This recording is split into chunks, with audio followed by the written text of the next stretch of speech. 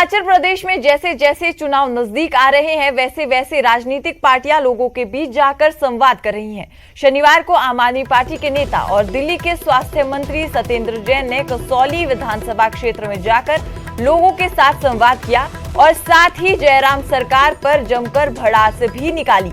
आपको बता दें कि सत्येंद्र जैन ने कहा कि 5 सालों में जयराम सरकार सिर्फ पेपर लीक करती आ रही है, इसके अलावा कुछ भी नहीं कर पाई है। अब जगह जगह जाकर सीएम जयराम उद्घाटन कर रहे हैं और कह रहे हैं कि हमें 5 साल और दे दो। उन्होंने कहा कि 5 साल जनता ने उन्हें दिए थे, लेकिन वो इन 5 सालों में कुछ भी नहीं कर पाए। हिमाचल में आज देखेंगे कि यहाँ के मुख्यमंत्री जगह जगह जाके उद्घाटन कर रहे हैं, जगह जगह जाके कह रहे हैं मैं काम करूंगा। अरे भाई फ्यूचर में क्यों करोगे? 5 साल क्या किया ये बताओ ना। अगर 5 साल काम किया तो आपको ये नए उद्घाटन करने की जरूरत नहीं है।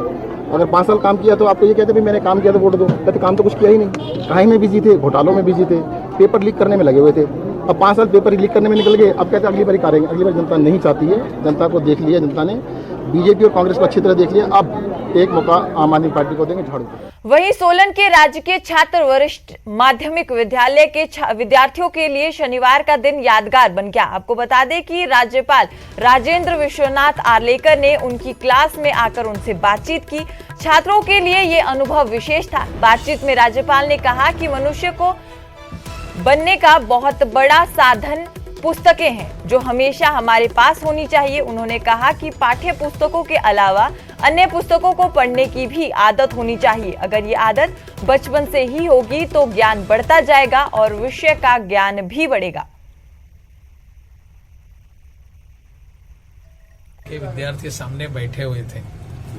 मैं इन सब बच्चों के साथ इसलिए बैठना चाहता था कि आजकल हमारे समाज में पुस्तकें पढ़ने की आदत बहुत कम हो रही है। सब में पुस्तकें क्यों अखबार भी पढ़े नहीं जाते हैं। तो इन सब के मन में एक रुचि उत्पन्न हो, एक प्रकार की प्रेरणा निर्माण हो कि हमको भी पुस्तक पढ़ना चाहिए। इस विषय को लेकर मैं सब विद्यार्थियों के सामने गया था। मुझे खुशी है कि 9वीं कक्षा के सभी विद्यार्थियों ने मुझे आश्वासित किया है, मुझे आश्वासन दिया है कि आने वाले समय में हम सभी पुस्तकें पढ़ेंगे। अब रुक करेंगे अगली बड़ी खबर का। आपको बता दें कि नालागढ़ में विश्व हिंदू परिषद ने एसडीएम से मुलाकात की। परिषद ने हिंदू समाज के लोगों को धमकी देने पर उचित कार्रवाई की मांग उठाई। परिषद के लोगों ने बताया कि प्रदेश में बाहरी राज्यों से रोजगार, व्यापार और मजदूरी की आड़ में संदिग्ध समुदाय के लोगों की संख्या बढ़ रही है, जिसके कारण हिमाचल का माहौल खराब हो रहा है। विश्व हिंदू परिषद की तरफ से जानकारी दी गई कि उनके खिलाफ धमकी भरा पत्र भी मिला है, जिससे खतरा बना हुआ है। उन्होंने इस पूरे मामले पर एसडीएम के माध्यम से सीएम को ज्ञापन भी सौंपा। जो ये जगह जगह लैंड जहाद का मामला चला हुआ है, सरकार के द्वारा सब ये यहाँ प्रशासन देखे इसको, जगह जगह फेरी वाले हैं और भी बहुत सारे लोग हैं जो बाहर से आकर के जगह जगह रुके हुए हैं और काफ़ी ये संवेदनशील मामला है। एक अज्ञात पत्र भी जो है पिछले हमारे ये पंचायत खोखरा में एक व्यक्ति है जोगिंदर शर्मा जी, उनके नाम से आया है और भी बहुत सारी गतिविधियां ऐसी हो रही है जिसको प्रशासन को, सरकार को देखना चाहिए। काफ़ी बड़ा दुखद विषय है कि इस प्रकार से बाहर से लोग आकर के अपने पशुओं के बहाने से, किसी न किसी बहाने से यहाँ जगह जगह जो है गवर्नमेंट की जो है भूमि को कब्जा रहे हैं। कल को अगर कोई भी घटना किसी प्रकार की घट जाती है तो प्रशासन के पास कोई भी उनका किसी प्रकार का कोई प्रूफ नहीं है उनके पास। उसले को लेकर के हमने आज इनको ज्ञापन दिया है। और एक मामला भी नालागढ़ में जो हमारे सामने आया है, नालागढ़ में हमारे एक हिंदू समाज के जो जनप्रतिनिधि है उनको किसी अज्ञात व्यक्ति द्वारा एक धमकी भरा पत्र दिया गया है। उसको लेकर के भी हमने आज प्रशासन को ज्ञापन दिया है।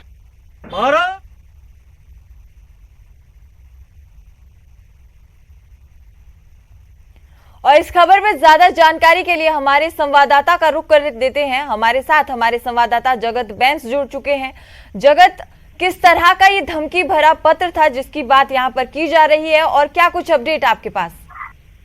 जी सुजाता, बताना चाहता हूँ ये बीते दिनों खेड़ा गांव के बाढ़ पंच है, उन्हें एक डाक के माध्यम से एक धमकी भरा पत्र मिला है जिसमें उन्हें जान से मारने की धमकियां दी गई है और उसमें कहा गया है कि हम मुस्लिम समाज से संबंधित हैं और हमारे समाज से संबंधित कुछ लोग यहाँ पर गांव में रहते हैं जिन्हें बार बार इस गांव से निकालने की कोशिश की जा रही है, उनकी जमीनों पर कब्जा करने की कोशिश की जा रही है उन्होंने कहा है कि आखिरी और लास्ट संदेश है और इसके बाद वो किसी को नहीं बख्शेंगे और जो वो कहते हैं वो करके दिखाएंगे।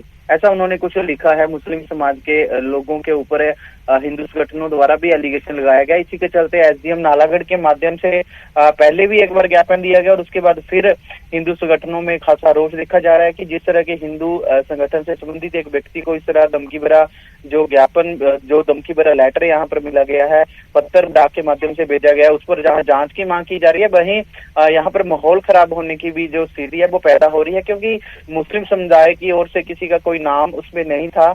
अल्लाह हाफिज लास्ट में उन्होंने ये लिखा था, अल्लाह हाफिज भाई, हम जो बोलते हैं वो करते हैं। अगर कोई हमारे मुस्लिम समाज के लोगों को धमकाएगा, परेशान करेगा, गांव से निकालने की कोशिश करेगा तो हम चुप होने वाले नहीं है। उन्हें वह इस पत्थर के माध्यम से जान से मारने की धमकी यहाँ पर दी गई है।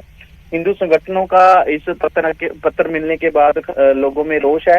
एसडीएम कार्यालय के बाहर प्रदर्शन भी उनकी ओर से किया गया और एसडीएम के माध्यम से सीएम जयराम ठाकुर को एक ज्ञापन भेजा गया है और इस मामले में आरोपियों के खिलाफ कार्रवाई की मांग उठाई गई है। जगत, जब ये चिट्ठी यहाँ पर लोगों को मिली तो क्या इसके बाद प्रशासन द्वारा कोई कार्रवाई इस मामले में की गई? पुष्टि यहाँ पर हुई कि किसके द्वारा ये पत्र लिखा गया था और क्यों लिखा गया था? क्या इस तरह की कोई कार्रवाई प्रशासन द्वारा की गई? अभी एसडीएम नालागढ़ से बीते कल ये लोग मिले थे। उन्होंने आश्वासन दिया है कि इस पूरे मामले को लेकर पुलिस थाना नालागढ़ को उनकी ओर से लिखा गया है और जांच की बात कही गई है, लेकिन अभी तक करीबन 4-5 दिन इस मामले को हो गए हैं। लगातार ये मामला बढ़ता जा रहा है। जिस तरह एक गांव में मुस्लिम समाज के कुछ लोग रह रहे हैं और उनके ऊपर कहा जा रहा है कि एक घर था, उसके बाद लगातार बाहर से आकर यहाँ पर लोग रह रहे हैं और जो लोगों की सरकारी जमीन है प्रदेश सरकार की, उसके ऊपर कब्जा किया जा रहा है। लगातार यहाँ पर जो समुदाय के लोग हैं बढ़ते जा रहे हैं। गाँव वालों का भी कहना है कि जो जायज है, जिन लोगों ने जमीन खरीद रखी है वो यहाँ पे रहे, अन्यथा बाहरी राज्यों से आकर लोग यहाँ पर माहौल क्रिएट खराब करने की कोशिश कर रहे हैं। और ये जैसे जिस तरह धमकी भरा पत्र यहाँ पर मिला है उससे साफ जाहिर हो रहा है कि यहाँ पर माहौल को जो खराब करने की यहाँ पर कोशिश की जा रही है। हिंदू संगठनों के जो सदस्य हैं उन्होंने सरकार को ज्ञापन भेजकर इस पूरे मामले की जहां जांच की मांग उठाई है, वहीं उन्होंने कहा है कि जो भी शरारती तत्व इस तरह का माहौल खराब कर रहा है, लेटर भेज रहा है, अगर किसी को कोई दिक्कत है वो सामने आकर बैठकर भी पंचायत में या प्रशासन के माध्यम से बातचीत कर सकता है। लेकिन सामने कोई नहीं आया, धमकी भरा पत्र दिया जा रहा है, पंचायत पर जो पंच है उसे मारने की धमकी दी गई है और जो भी इसमें दोषी पाए जाए उनके खिलाफ इन्होंने मांग उठाई है कि उसके खिलाफ कार्रवाई की जाए, ताकि जो हमारा हिमाचल प्रदेश है ये एक पीसफुल एरिया है, इस तरह की शांति कोई खराब करे उसे बर्दाश्त नहीं किया जाएगा। उन्होंने प्रशासन और सरकार और पुलिस डिपार्टमेंट से मांग की है कि इस जो आरोपी है जिसने ये धमकी भरा पत्र भेजा है उसके खिलाफ सख्त से सख्त कार्रवाई की जाए, ताकि प्रदेश का जो माहौल है, गांव का माहौल है, वो खराब ना हो सके। जी शुक्रिया जगत, ज्यादा जानकारी देने के लिए। तो चिट्ठी मिलने के बाद ये पूरा मामला यहाँ पे बढ़ता हुआ दिख रहा है। आपको बता दें कि विश्व हिंदू परिषद ने एसडीएम से मुलाकात कर उन्हें ज्ञापन भी यहाँ पर सौंपा है।